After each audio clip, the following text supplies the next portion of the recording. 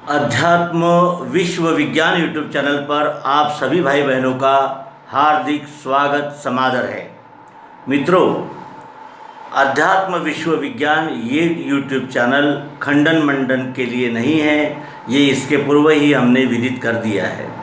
लेकिन कुछ शब्दों का जब हम विपर्यास कर लेते हैं या जो भाषा हम जानते ही नहीं उसके विषय में सामान्य अर्थ में हम अगर अर्थबोध लेकर उस पर ही विवाद करने लगे तो अवश्य ही हमारा कर्तव्य हो जाता है कि उन शब्दों का वास्तविक अर्थ आप तक पहुंचाएं और आपको उसकी जानकारी दें। और इस तरह जो प्रश्न आया है वो है बुद्ध के विषय में। बुद्ध ये एक शब्द है और उस शब्द के अर्थ अनेक प्रकार के ध्वनित होते हैं। तो पहले हम ये देखें कि बुद्ध कितने बुद्ध हो गए हैं इस विश्व में। एक विज्ञानवाद प्रवर्तक अर्थात बुद्धि यही आत्मा है यह कहने वाला एक आचार्य हो गया है। उसी को बहुत सारे लेखकों ने बुद्ध और विष्णु का नौवा अवतार मान लिया है। सर्वज्ञः सुगतो बुद्धा, इस प्रकार के बुद्ध के जो नाम अमरकोश में पाए जाते हैं उनमें तीसरा नाम इसी का है। इसी की माता का नाम पद्मावती और पिता का नाम महायशा था। यह जाति का ब्राह्मण था और मगध देश में गया के निकट सहस्त्र नामक ग्राम में चंपकारण्य की पुनमपुना नदी के तीर पर इसका जन्म हुआ था। युधिष्ठिर शके 1972वें वर्ष में खर नामक संवत्सर में आश्विन शुद्ध 10 के दिन इसका जन्म हुआ और अपनी आयु के 92वें वर्ष में रुधिरोद्गारी संवत्सर में पौष वद्य 9 को बुधवार के दिन प्रभास क्षेत्र में गिरनार पर्वत पर इसने अपनी आयु समाप्त की।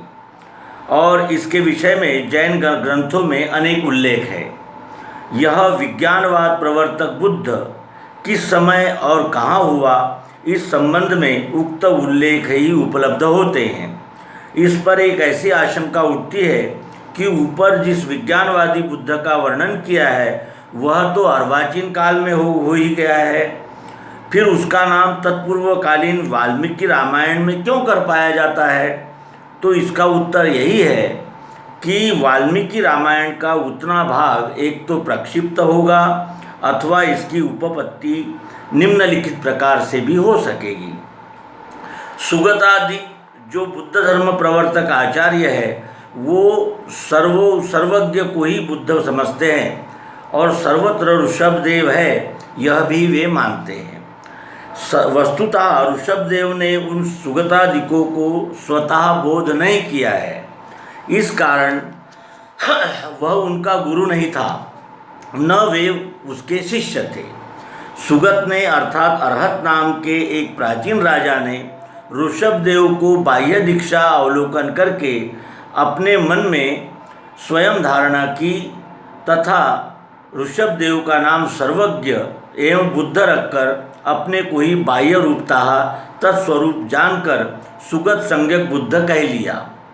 यह बुद्ध यानी सुगत रामावतार के भी बहुत पूर्व काल में हो जाने के कारण उसने संस्थापित किए हुए वेद विरोधी नास्तिक मतवाद का जिस समय जाबाली ऋषि ने उपन्यास किया उस समय श्री रामचंद्र ने भी बुद्ध नामोच्चार पूर्वक जाबाली ऋषि का खंडन किया। वाल्मीकि रामायण में बुद्ध नाम उपलब्ध होने का यह एक कारण संभवनीय दिखता है।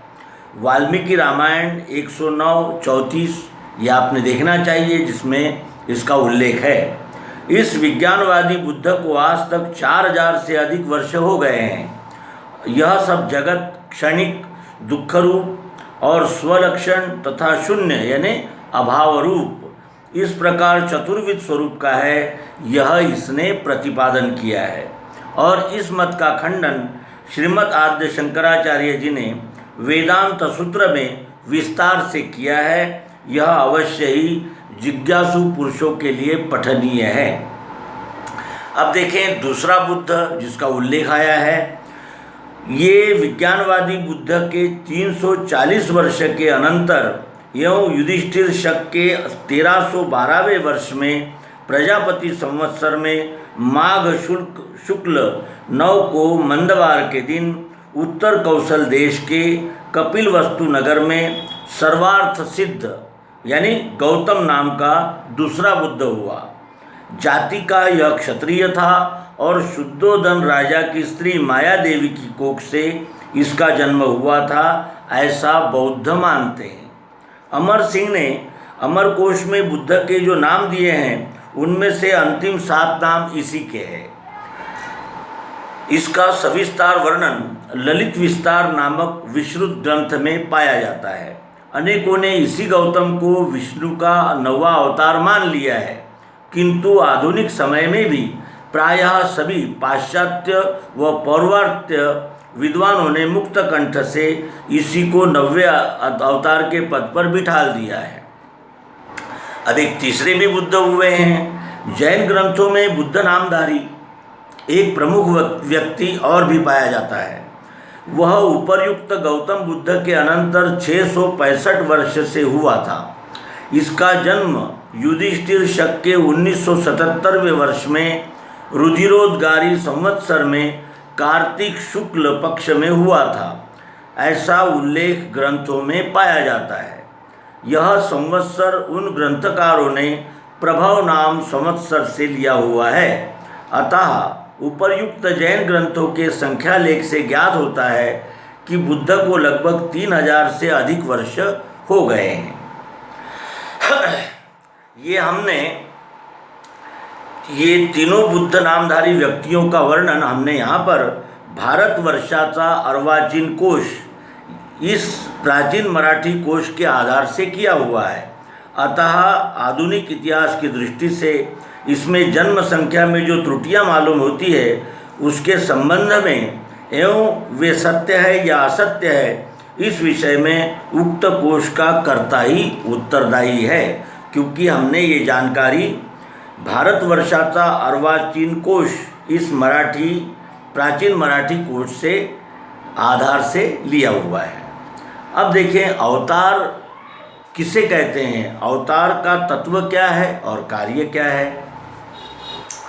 अवतार किसे मानना चाहिए और किसे नहीं मानना चाहिए, इसके विषय में भी हम थोड़ा सा चिंतन आपके समक्ष प्रस्तुत करें। जो व्यक्ति जिसका अवतार माना जाता है वह उसे मानने वाला और उसका ज्ञान विज्ञान कहने वाला रहना ही चाहिए। जैसा अगर कोई किसी का अवतार हूँ ये अगर कहता है तो उसने उस पूर्ववर्ती यानी व्यक्ति के ज्ञान विज्ञान का और सिद्धांत का जानकारी होनी चाहिए उसे, और वो उस पर आरूढ़ यानी उसको मानना चाहिए। और नहीं तो फिर उसका अवतार मानना में कोई स्वारस्य नहीं रहता। और जो गतकालीन बुद्ध हो गए हैं वो आत्म तत्व को मानने वाला ही नहीं था, और फिर उसको ज्ञान विज्ञान तो दूर की ही बात है। यह बात इतिहासज्ञों को मालूम है। स्वामी विवेकानंद के ग्रंथ में और गीता रहस्य में पृष्ठ 268 पर इस विषय में जो उल्लेख प्रमाण पाए जाते हैं उनसे भी यह बात प्रमाणित हो सकती है। अतः ईश्वर को न मानने वाला अथवा बुद्धि यही आत्मा है, यह जड़वाद पर्यवसायी मत प्रतिपादन करने वाला और ज्ञान विज्ञानहीन व्यक्ति चैतन्य स्वरूप तथा ज्ञान विज्ञान पूर्ण अवतार ईश्वर का अवतार कैसा हो सकता है, किस प्रकार हो सकता है। और पूर्व काल में पुराणों के प्रक्षिप्त भाग की रचना करने वालों के और गौतम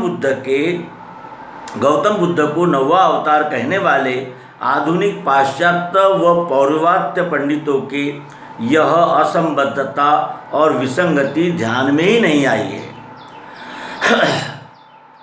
अब अवतार के विषय में दूसरा मुद्दा यह है कि अवतार नई धर्म स्थापना के लिए नहीं होता, वह धर्म संस्थापना नूतन रीति से करता है। धर्म संस्थापना करने का अर्थ ये नहीं है कि वो नया कोई धर्म संप्रदाय या कोई मत चलाए, नहीं, वो केवल पुराने ही धर्म संस्थापना के मत को नवीन रीति से चलाता है, इन्हें लागू करता है।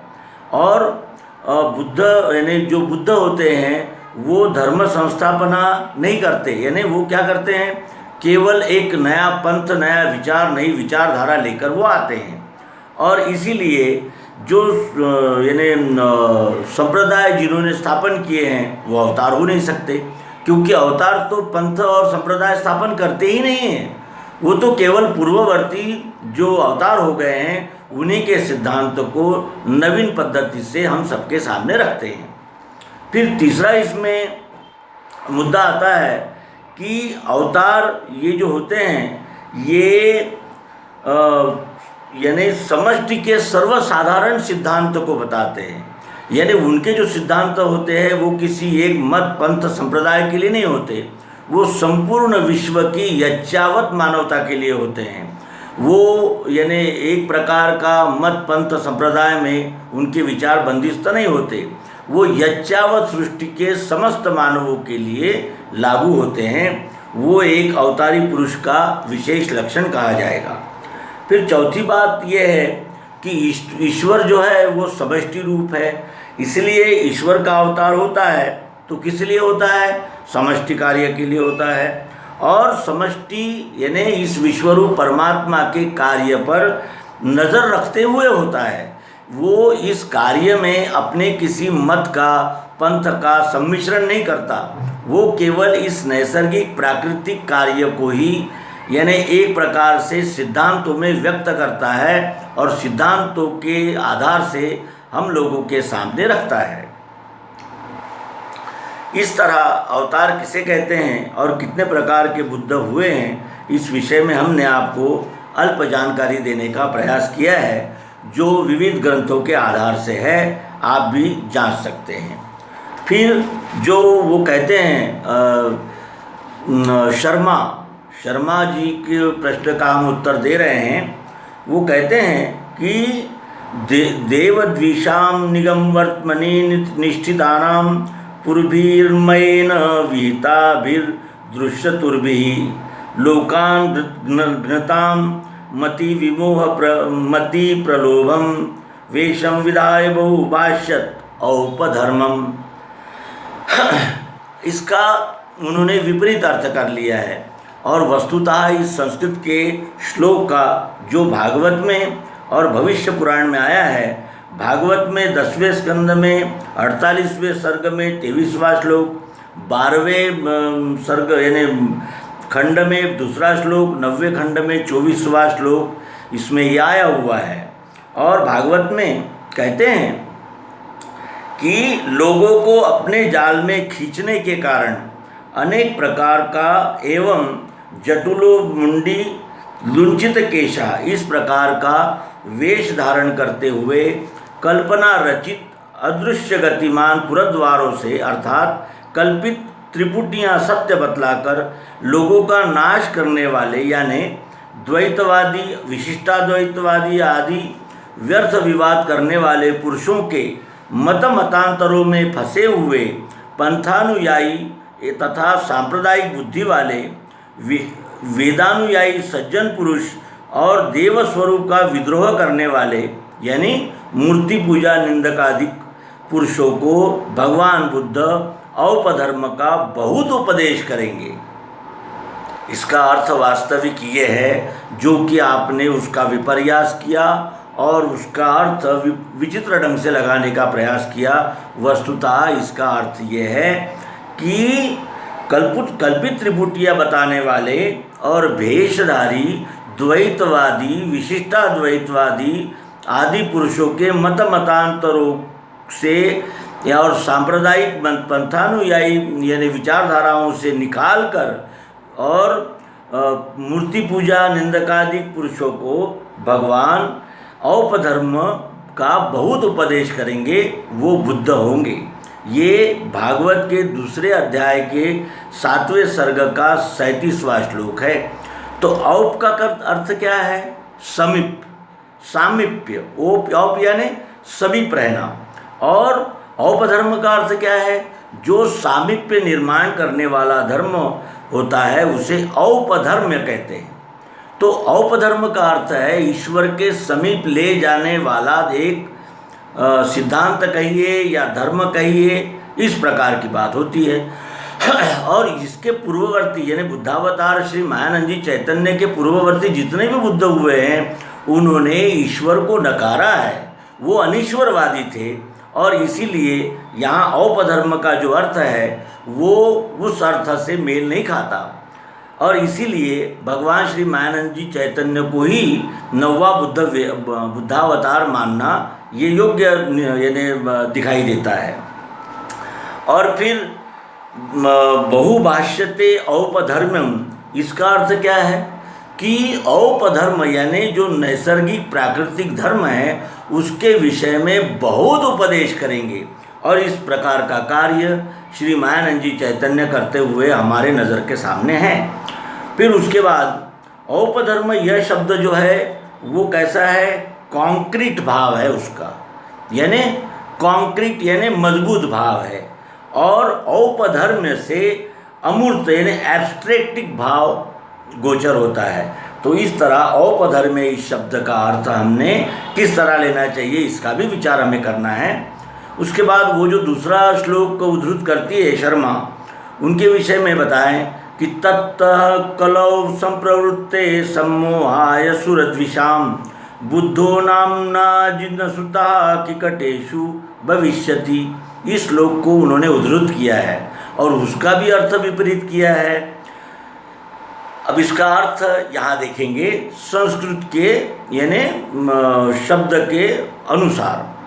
उसके अनंतर कलियुग भली भांति प्रवृत्त हो जाने पर, कलियुग ये अच्छी तरह प्रवृत्त हो जाने पर देवद्वेषी लोगों के समूहार्थ यानी जो देवताओं का द्वेष करने वाले हैं ऐसे लोगों के समूह के लिए बुद्ध संज्ञक व्यक्ति गरीब लोगों में उत्पन्न होगा जो जिनसूत नहीं है।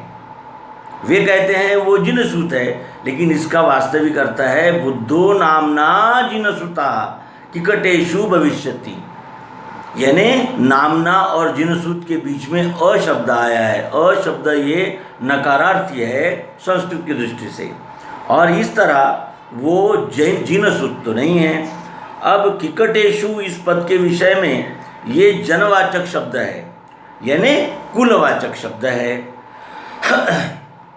और जनपदवाचक यानी देशवाचक भी है। इसका निर्णय उपरयुक्त श्लोक के पहले ही वृषिष्णु पाप्य जन्मनि यानी कृष्ण का जन्म वृष्णि कुल में हुआ था, तो इनका जन्म किकट इस कुल में हुआ है, ऐसा उसका अर्थ है।